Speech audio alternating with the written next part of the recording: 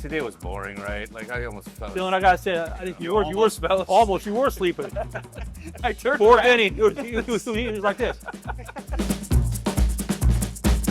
Hello and welcome back to Dodgers Debate. I'm Jack Harris, the LA Times Dodger beat writer, along with our columnists, our soon-to-be World Series-bound columnists, I take it, Bill Plaschke and Dylan Hernandez. And guys, are you excited for a full week off before the World Series? Because it seems like that's where we're heading. But, can I say something first?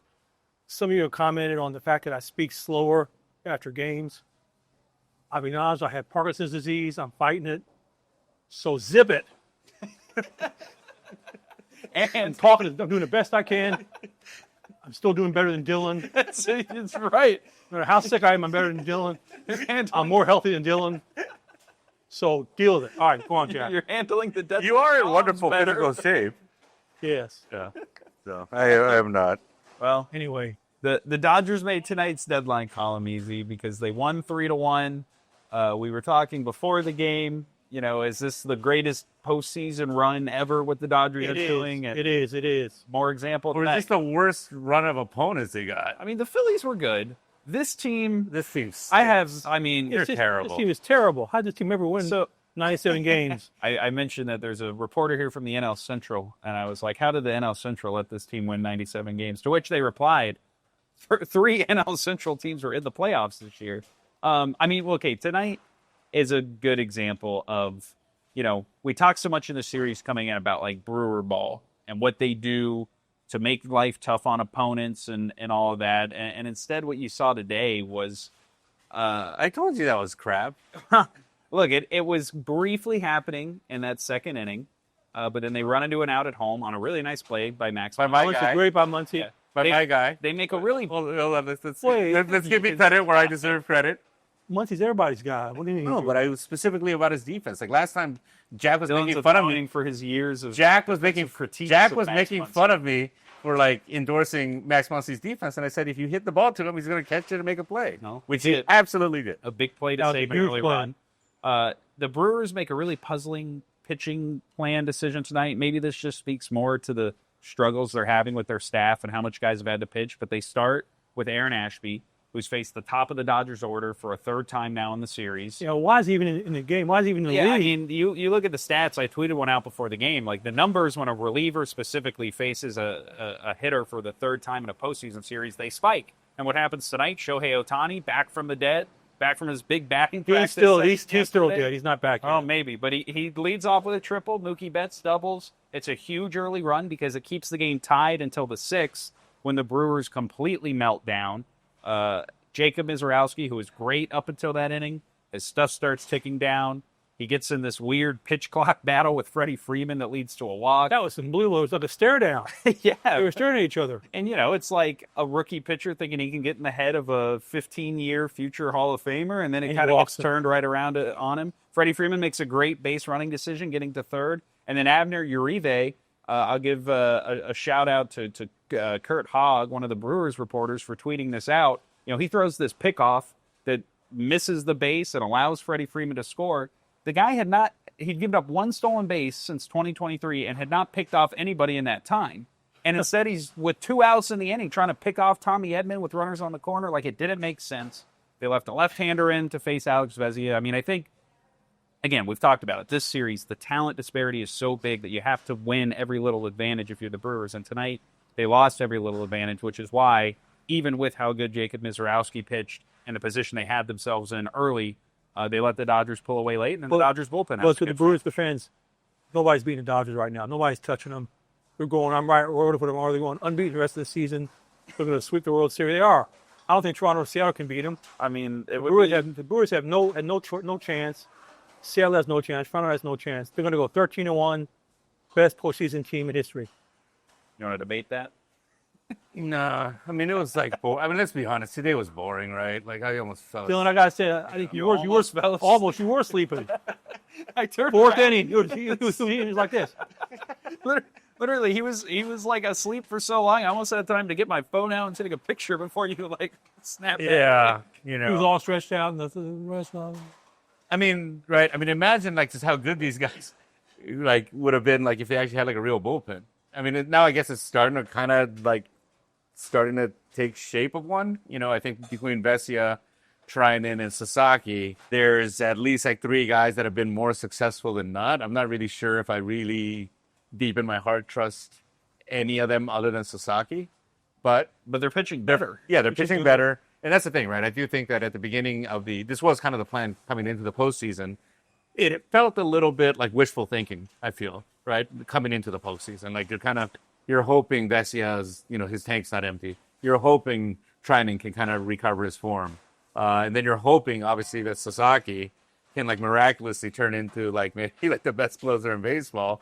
And all 3 of those, right? Yeah, those 3 of those things have happened. Although I'm not sure Trinan's, to me, Trinan looks like he's kind of pitching more on guts at this point. Yeah. But whatever it is, he's getting the outs. He's been better against righties with and today, the big thing, right? The big decision Roberts had to make. Well, I guess there were 2 of them. One was like when to pull Glasnow, and then 2, when he did make the decision to pull Glasnow, he needed an extra inning somewhere, and he went to Anthony Bandler. Right? I'm not sure I would have. I was surprised by that. Yeah. But you know what? Like it worked out. So and he's been pitching better. Like he's pitched once in 3 weeks. Well, I mean, he was pitching better late in the season after a really rough start. Like 3 weeks ago. But yes, he had not pitched in a while. But I mean, we were talking. Did he look great in a sim game that I missed? I don't even know if he's done that. Yeah. But I mean, we were talking about this leaving the ballpark in Milwaukee the other night. Like, if the Dodgers could get the bullpen figured out, they'd be unbeatable with everything else that's going on. I mean, even with Shohei Otani still slumping, and to see that tonight, Sasaki changed everything. Having the guy at the back end. Now you're Dylan. Oh, Dylan was on that from the start. I'll give you full credit for that. He's on that from the start. He's called every step of this guy's career.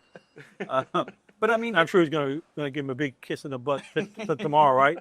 You should call him all about Sasaki tomorrow. It's going to be a lot of it. Will be. Yeah, of course it will be. But to even be able to slot in some other guys, and again, I think like Alex Vesia is like earning some trust. I would like Trinan's avoided disaster, and because this is the kind of game where the Dodgers were supposed to be susceptible, where there's another good pitcher on the mound, where it's a close game late, they got to throw their bullpen in for 3 or more innings.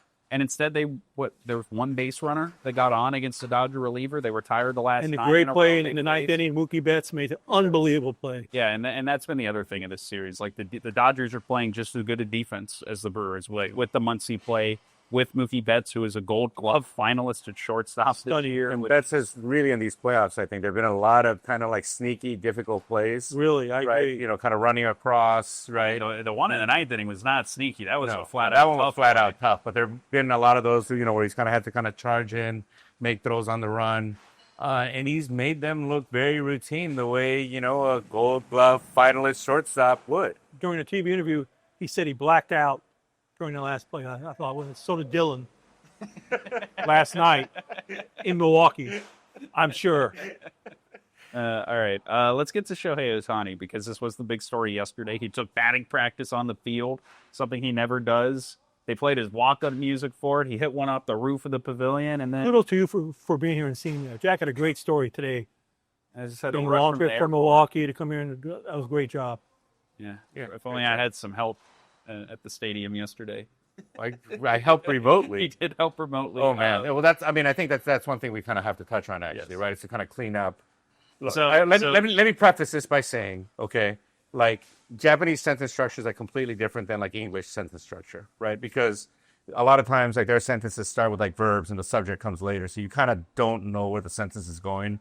And so like when you're in the process of interpreting, you kind of can't really start until like the sentence is over, right? And when I do this and I put this in the paper, I'm doing this by spending like a lot of time here, right? And I'm not doing it on the spot. And so I do want to make that clear that it's a very, very, very difficult job. But one of the things that kind of happened yesterday, in which Shohei Otani was asked repeatedly about specifically if the two-way thing, pitching and hitting, was impacting his hitting, to which initially he said, no, not really, and then kind of gave an answer that made it seem like he was brushing it off. Well, that's the same question. So Jack calls me yesterday, right? And it's like, oh, man, he was not happy today being asked about this. And then, one of our friends in the Japanese media was kind of nice enough to reach out to me and say, like, hey, I think there might be some misunderstanding here. Really? You might want to watch the clip, And so, there was one case of one of these follow-up questions I think the question was interpreted maybe not precisely, right? Or in a way that made it sound very and then to the other question. There was later an answer that was probably You know, he kind of made it a little bit briefer, which made it seem like he was being kind of dismissive. The impression that I got actually yesterday was I feel like Otani kind of knew that his, you know, mystique was kind of under attack right now, that there's this kind of negative perception. It was one of the more critical lines of questioning he's gotten since he's been with the Dodgers. Outside of the Ippei Mizuhara thing, right? This is it. Baseball. You know? So I feel like he kind of was like, okay, I got to show the public that I'm still fine. I'm still Otani. And I thought he came up, and actually, if you listen to everything, he spoke a lot, actually. I thought he kind of stepped up to the plate and took a good swing at it yesterday. All right. And so just to kind of clear up in case, right? Because to be honest, like if I didn't understand what the words that were directly coming out of his mouth, and I just kind of read the transcript, of like kind of like what ended up on the ASAP or whatever, I would have ripped the crap out of the guy, right? Because it sounded like he was being very kind of dismissive, right, of the reporters for even asking these questions. Right. So, and just to kind of clear that out. Interesting. Yeah. So just to kind of clear that out. Instead, he was even asked about like Dave Roberts' quote saying, we're not going to win the World Series if he's not better. And kind of agreed with it. He's like, the other way to say that is if I hit, we will win. So that's my focus. And clearly still a work in progress, but he did make a good adjustment tonight. He took advantage of being able to see a pitcher for the third time. Tomorrow is huge. And now it's Friday is so big for him. That is huge for him. And it'll be interesting to see, I think, not only with the pitching, which should be in a good spot given all the rest he's had and, what will be a relatively low stakes environment with a 3-0 lead, but also how like the at-bats look. Because that's been the most glaring part is how bad on the day he pitches and then the day after, but especially the day he pitches is how bad pretty much every day. How rushed. I'm not even sure this is like a... Well, the way I look at it is like he started slumping starting with the at-bats he took in Game 1 against the Phillies, which in part is he was facing a really tough pitcher who's a bad matchup for him specifically. But that's when the at-bats started going bad. And once you start going down that hill, things can now, is there a chance if he's still struggling, they pull him out of the rotation? I don't think they can. They can't cover the innings. Who are you going to start instead? Sheehan? I think there's questions, right? Like one thing I was wondering is, do you even think about having him out of the lineup on the day he pitches? No, because they still walk. They're still afraid of him. And every answer you come back to is it's still Shohei Otani. You're still going to trust him to come up and deliver in a big spot. His mere presence at times could be helpful, like we saw in Milwaukee. Just the fact that they still were intentionally walking him.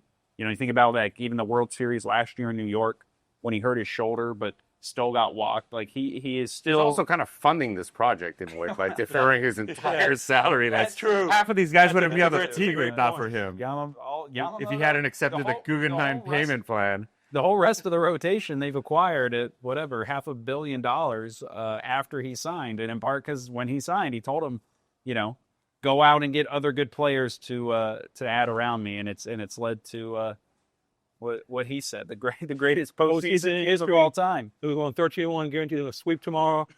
We're going to sweep Seattle. I just think you need a better. Like it's just not going to get tested because these teams just aren't like they're just so much better than everybody. But like, I don't know. To me, like a great postseason team has like a great bullpen, right? It's like you get to the 7th inning and it's over. You got a guy go 7, you got a guy going 8. They haven't blown a late game lead. They've played with fire a few times. They have not blown a late game lead this whole time. Saki's a classic October closer. Yeah. This is but I got you left. There's been a couple of bad ones. I mean, this is like the guy getting winning 11 rounds in a boxing match and get knocked down in the 12th and. Right, he's against the ropes, taking a bunch of punches in the bell ring. He gets saved by the bell. But I think it is offset by, if this rotation keeps, like Kyler Glasnow today, that's one of the quote-unquote worst starts the Dodgers have had this postseason, simply because, his pitch count got up early and he couldn't get through the 6th. But that was still just another dominant performance. Yeah, let's give credit to the local guy, especially me and Plaschke have been ripping on this guy all year, right? The first 2 innings were kind of shaky for him. Gives up the run on I give him credit. He's had 2 good starts. Yeah. And he's really good. Yeah. Well, the first one was just kind of pretty smooth sailing, but here he had adversity in the first inning, second inning, and he's the kind of guy that he's had the reputation that when things snowball on him, he kind of can't stop it, right? Yeah. And he gathered himself. Struck out the side right in the 3rd, I think. In the third, and then I think struck out the first 2 in the next inning. I thought it was really cool, really interesting. People behind home plate, like 5 people in a row, had Glasnow jerseys on, which means he's a rich kid. Well, he's rich now. Yeah. Thanks to the Otani bank. But I'd never seen a Glasnow jersey until today. I saw 5 in the same row. Had to be his family. Had to be.